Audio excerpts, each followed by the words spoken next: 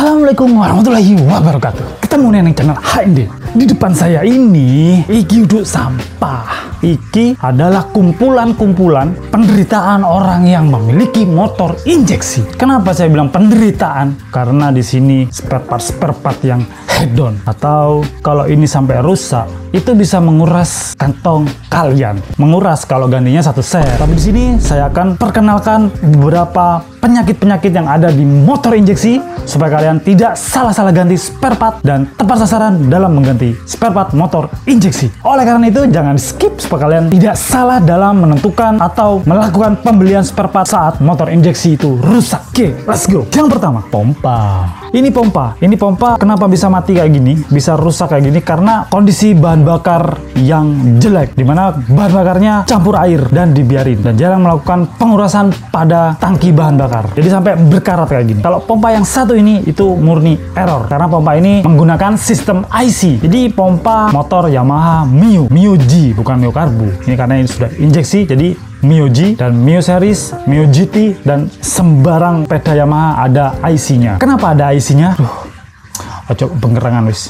Santai ayo. Kenapa ada IC-nya? Karena motor ini mempunyai rotak yang minimalis. Contoh rotaknya tuh kayak gini. Biasanya motor yang lain itu rotaknya kabelnya cukup 2. Kayak ini punya Honda Beat itu cukup 2. Ini juga ini 2. Ini punya kayak Genio, Beat terbaru, Scoopy itu 2 juga. Ini Vario 150 juga 2. Tapi dia 3 sendiri. Jadi ini tidak menggunakan coil booster, melainkan menggunakan IC. Jadi yang menggerakkan dinamo ini adalah ini. Makanya untuk motor Yamaha yang sering terjadi itu adalah kerusakan pada bagian IC. Kalau bisa jangan ganti IC-nya aja, karena kebanyakan gak cocok. Istilahnya kalau tes DNA itu lain bapak, lain ibu. Jadi gak cocok. Jadi langsung satu set. Meskipun KW atau imitasi itu beli satu set. Kalau beli IC-nya aja resiko bolak-balik. Jadi mending beli satu set kalau Yamaha. Ini ciri-cirinya kalau Yamaha itu rusak di bagian IC-nya.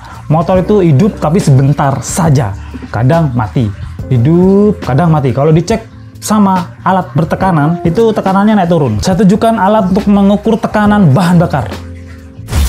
Ini dia, alat pengukur tekanan. Kalau beli di toko online itu hanya sekitar 100 ribuan. Itu sudah dapat satu paket gini. Jadi kalian kalau mau beli sendiri terus ngecek sendiri di rumah, silakan. Kalau untuk motor Yamaha, ini tekanannya itu biasanya kalau motor standar pada umumnya tekanannya 40 PSI. Nah, kalau seandainya pas diukur saat motor hidupkan dia tiba-tiba turun, terus naik lagi, tiba-tiba turun, naik lagi, dan ini khusus untuk motor Yamaha, itu biasanya IC-nya kena. Dan kalau bisa jangan ganti IC-nya aja. Langsung satu set, apalagi cuma ganti rotak. Kalau masalahnya ada di rotak, itu biasanya kapan ngedrop ya ngedrop terus. Kapan itu dia 20 PSI, dia 20 PSI terus. Jadi kalau ciri-cirinya rotak itu rusak, itu ngedropnya tuh konstan, jadi nggak istiqomah itu.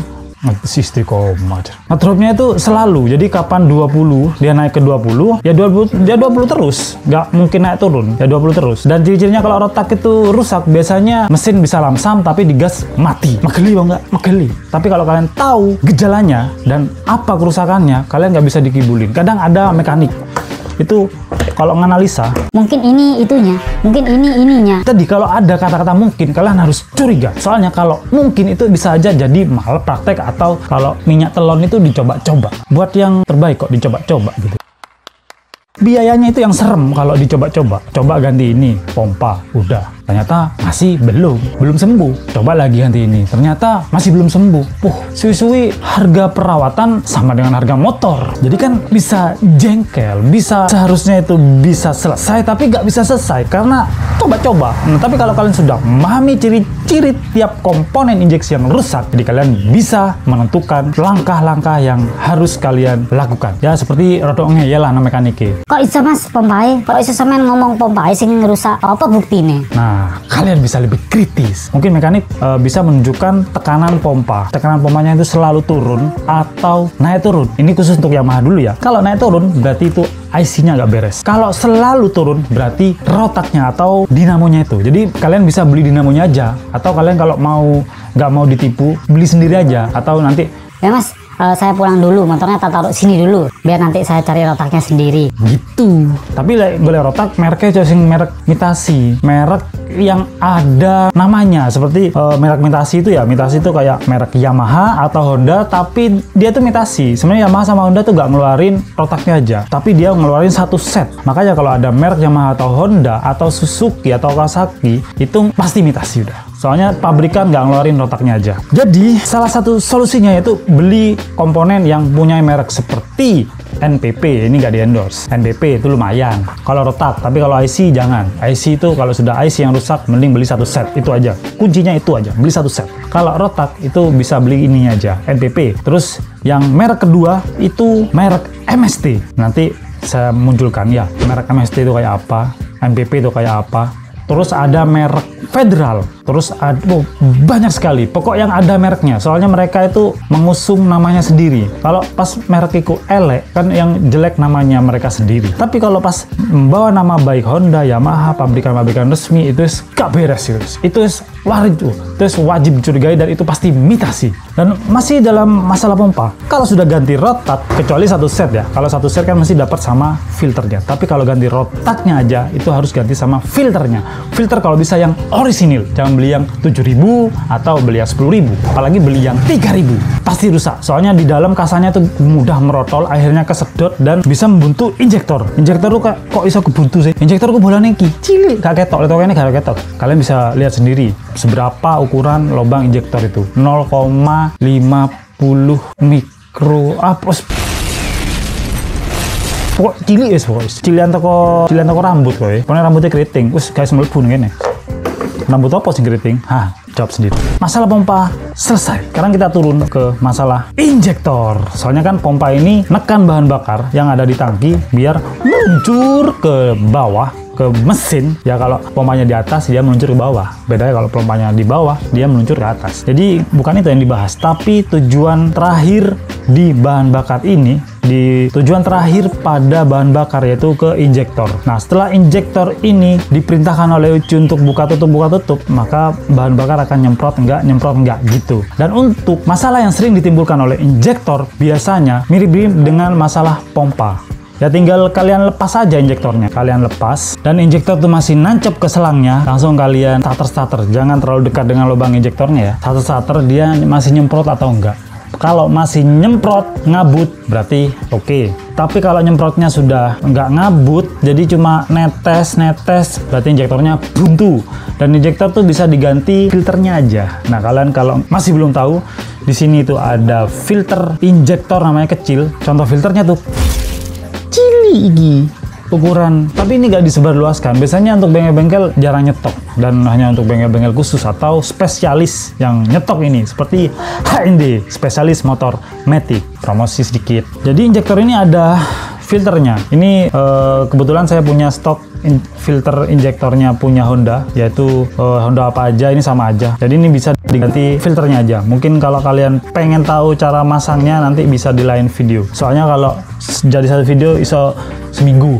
Cocok iki jenenge tenggorokan maring. Lepas cicilan saiki kabeh. Yang penting kalian tuh tahu penyakit-penyakit yang sering ditimbulkan oleh motor injeksi. Jadi kalian tidak salah tafsir. Gejala apa yang disebabkan oleh injektor lewes error? Gejalanya biasanya dia kadang matian. Soalnya kadang nyemprot, kadang enggak. Saya pernah dapat kasus yaitu injektor atau motor itu matian, kadang hidup, kadang matian. Digas tuh berbet hidup tapi berebut kadang pas bisa. Intinya motornya itu nggak stabil lah. Nah, setelah saya cek ternyata di bagian tangki itu akeh celote, akeh teyengnya, akeh banyune, sampai pompa itu full ininya, filternya full kotoran. Akhirnya saya ganti, terus kebetulan rotaknya juga ngedrop, saya ganti rotak sama, dan kebetulan itu motornya bukan Yamaha tapi Honda. Jadi saya ganti rotak dan filternya. Saya ganti, motornya rada enak, rada bertenaga, tapi tetap masih ada kadang ngedropnya. Ternyata pas saya buka filter dari injektor ini ake upile, ake kotorane.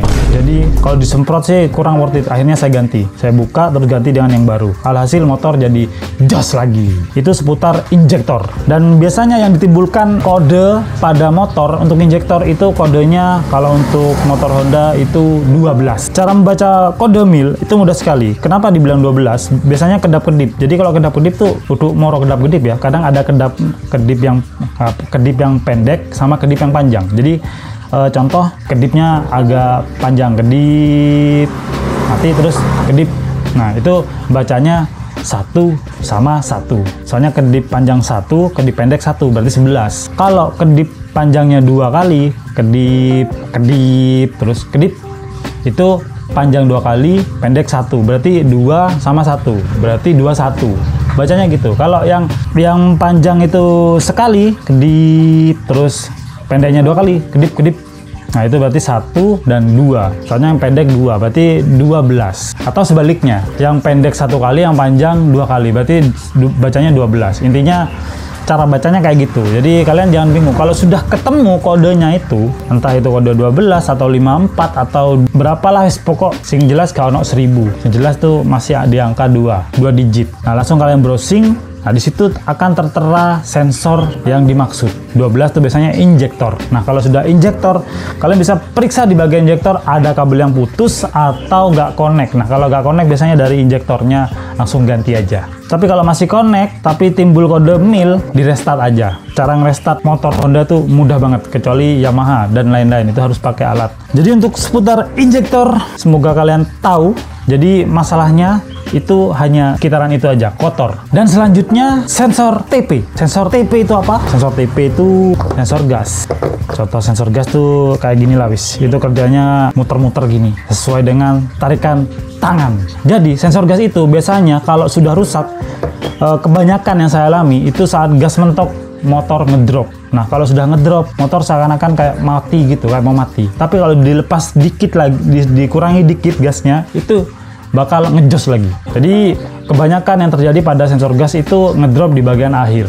Entah itu karena posisi tembaganya di dalam atau emang sudah susunannya yang kayak gitu. Jadi mesti rata-rata gas mentok tuh ngedrop kalau sensorin. Tapi kalau di awal-awal itu jarang sekali. Mungkin bisa dibilang kalau 30% lah rata-rata kerusakan itu di awal, tapi 70%-nya rata-rata di akhir. Kalau untuk injektor, biasanya kalau berebut di awal itu masalahnya ada di sekitaran pompa sampai injektor. Tapi kebanyakan di pompa sih. Biang keroknya di sini biasanya, di pompa. Soalnya pompa kalau sudah kotor, itu kotorannya kan nggak tertampung lagi, nggak tersaring. Akhirnya ditular noneng injektor. Nah, akhirnya injektornya melok-melok buntu, melok-melok trouble. Dan sensor gas itu sering sekali rusak. Dan jadi kalian kalau bisa kalian familiar dengan kerusakan ini. Jangan sampai ketipu lagi. Yang rusak sensor gas yang kalian ganti itu injektor, kalian ganti itu CKP, yang kalian ganti itu busi, filter, servis, CVT.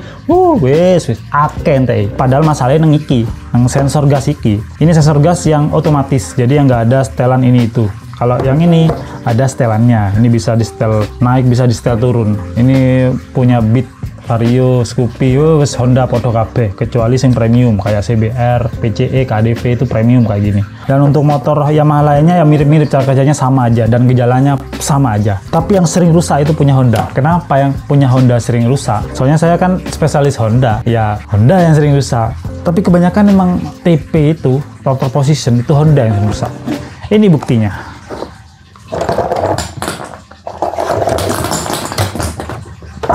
Sensor batangnya. Dan kerusakan injeksi berikutnya yaitu ada pada bagian busi, tapi ini lebih tepatnya cop businya. Fisik mungkin boleh bagus, tapi setelah dicek cop busi ini kadang di tengah sini itu ada konduktornya itu kadang nyambung, kadang enggak. Jadi terkadang bikin motor jadi berbet. Kenapa? Karena motor injeksi itu cenderung lebih panas daripada motor matic biasanya. Padahal motor matic sudah terkenal motor panas karena mesinnya ada di dalam. Tapi ini lebih panas lagi karena injeksi. Injeksi kan menekan bahan bakar seminim mungkin. Akhirnya tahu sendiri ya, bahan bakar itu selain buat dibakar dan bisa menghasilkan tenaga pada motor, bahan bakar itu juga berfungsi untuk mendinginkan mesin meskipun hanya sedikit. Tapi sifat bahan bakar itu emang dingin.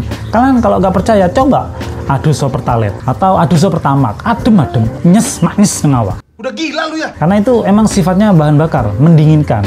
Jadi kalau ditekan sedikit mungkin jadi bahan bakar nggak terlalu mendinginkan mesin dan akhirnya mesin cenderung jauh lebih panas. Makanya cop busi ini kadang konduktor yang ada di dalam itu mudah sekali terganggu dan akhirnya konek-konekan dan bisa mengakibatkan berbet, bahkan motor nggak mau hidup. Kadang bocor di bagian cok busi. Dan begitu juga dengan businya.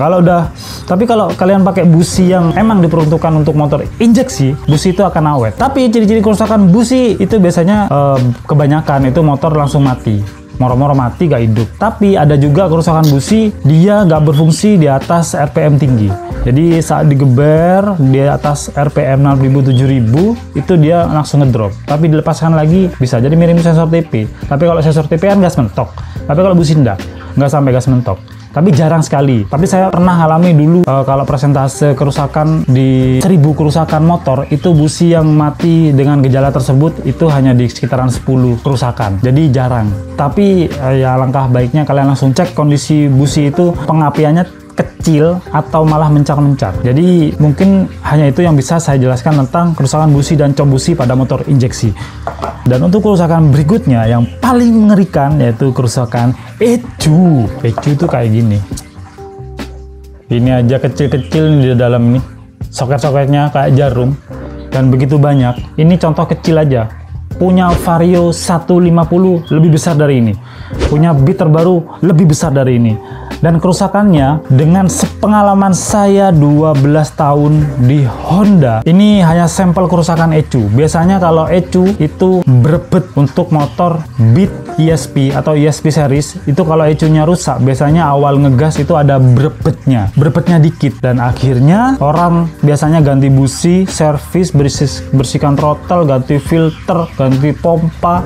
Tapi kalau pompanya nggak ngedrop, terus tekanannya masih sekitar 40 PSI, mending gak usah diganti, gak usah coba-coba deh. Kalau pompa kalau udah tekanannya normal udah gak usah dicurigai. Kadang yang nggak bisa dicek kan tuh dari injektor itu kadang diganti, terus kadang nyalain busi, nyalain filter, terus nyari kabel, tetap saya diganti semua. Habis banyak tetap berebet di awal, ternyata ecu biang keroknya. Dan kalau sudah ecu biang keroknya, pilihannya hanya dua, mau ganti ecu atau diakali. Nah, cara ngakalinya ini untuk tipe ESP atau mungkin motor lain yang pernah kalian ngalami hal semacam itu biasanya diganti dengan injektor yang lebih boros, baru bisa normal, baru bisa di gas awal tuh gak ada berebetnya. Tapi konsekuensinya motor jadi boros, itu pasti udah. Karena saya pernah tes pada motor ESP Beat 2017 tuh. Saya ganti injektor dengan yang lebih boros, yaitu injektornya Vario 125. Kebetulan injektornya semua Honda itu bentuknya podo kabeh, karya mancep no, cuma beda bolongan nih, beda hole-nya aja. Kalau punya Vario itu lebih besar lubangnya, jadi lebih boros. Alhasil motor jadi normal lagi, tapi konsumsi bahan bakar itu jadi lebih boros. Itu untuk ecu. Dan untuk yang remote gak urip belas, wis injek. Jadi kalau untuk motor remote ecu itu biasanya yang sering terjadi pada Vario series atau Vario 150 yang remote. Pokok intinya Vario 150 remote itu sering kejadian ecunya jebol. Entah itu karena emang usianya atau emang ecunya nggak awet. Yang jelas saya sudah pernah ganti 2 kali untuk ecu Vario 150 yang remote. Jadi masalahnya tinggal ganti ecu aja seharga 1,5 juta. Ngeluh wis. Kau pun tanggal tuwek langsung pedai mangkal gak digawe. Dan untuk kerusakan berikutnya pada motor injeksi, terkhusus motor matic, yaitu jagrak samping. Biasanya jagrak sampingnya itu kemakan tikus. Nah, kalau enggak jagrak sampingnya itu mulai lodok, atau ya ini kebanyakan sih tikus yang makan. Kebanyakan yang dimakan adalah di bagian kabel jagrak samping. Akhirnya motor gak bisa dihidupkan dan akhirnya mati.